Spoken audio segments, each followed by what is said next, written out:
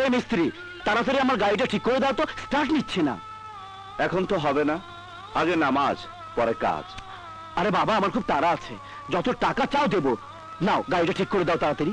আলীকে টাকা দিয়ে কিনা জানা সাহেব, আপনি বসুন, আমি নামাজ শেষ করে এসে আপনার গাড়ি ঠিক করে দেব। আরে বোকা, টাকার চাইতে নামাজটাই তোমার কাছে বড় হয়ে গেল। হ্যাঁ সাহেব, টাকার দামের চাইতেও আল্লাহর কাজের দাম অনেক বেশি।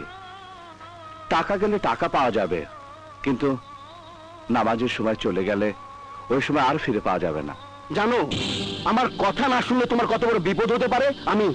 আমি তোমাকে জানিও মেরে ফেলতে পারি। না, পারেন না।